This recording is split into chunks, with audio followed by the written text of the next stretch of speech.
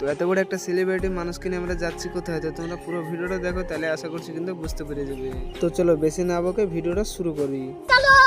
তো মনে হয় তোমরা আবার বলবে যে রাস্তার মিডিল থেকে কেন ভিডিও শুরু করছো। তো গাইস, আমার কিন্তু ভিডিও বানানোর উপর কোনো ইন্টারেস্টই ছিল না, যে আমাকে বললো একটা ভিডিও মিনি ব্লগ বানিয়ে নিয়ে, তার জন্য কিন্তু আমি শুরু করলাম। তো আমরা যাচ্ছি কোথায় সেটা তোমাদেরকে কিন্তু এখনো বলা হয়নি। তো আমরা যাচ্ছি নিউ মতিঝিল পার্কে। তো কি উদ্দেশ্যে যাচ্ছি তোমাদেরকে চলো সেটা বলি। তো পিয়ার ইনস্টাগ্রাম আইডিতে কিন্তু 1 লক্ষ ফ্যামিলি কমপ্লিট হয়েছে বা ফলোয়ার হয়েছে, তার জন্যই কিন্তু পিয়া যাচ্ছে আজকে ভিডিও শুট আর ফটোশুট করতে। তো তোমাদের সঙ্গে এইভাবে গল্প করতে করতে আমরা চলে এলাম নিউ মতিঝিল পার্কে। তো আমরা একজনকে টিকিট কাটতে পাঠিয়ে দিলাম, তারপর আমরা ভিডিওর সবাই মিলে রওনা দিয়ে দিলাম। তো আমরা হাঁটতে হাঁটতে কিন্তু আমরা ভিডিওর লোকেশনে যেতে লাগলাম। তো ভিডিওর লোকেশনে আসার পর আমরা কিন্তু ভিডিও আর ফটোশুট করতে লেগে গেলাম। তো কিছুক্ষণ বাদে ভিডিও আর ফটোশুট কিন্তু কমপ্লিট হয়ে গেল। তো তোমরা হয়তো বলবে ভাই কোনো সেলিব্রেশন করলা না, কিছু করলা না, অমনি ফটোশুট ভিডিও শুট হয়ে গেল। তো আমরা সবাই রোজা আছি, তার জন্য কিন্তু কোনো সেলিব্রেশন করলাম না কেক মেক কেটে। তো এখন রোজা রমজান মাস, তার জন্য কিন্তু কোনো জিনিস করা হলো না। তো যেদিন পিয়ার আইডি 2 লক্ষ ফলোয়ার হবে সেই দিন কিন্তু আমরা ভালো করে সেলিব্রেশন করবো। তো হ্যাঁ, তোমাদেরকে আরেকটা কথা বলা হয়নি, তো তোমাদেরকে পিয়াই বলছে সেই কথাটা, তো তোমরা পিয়ার মুখ থেকে শুনে নাও।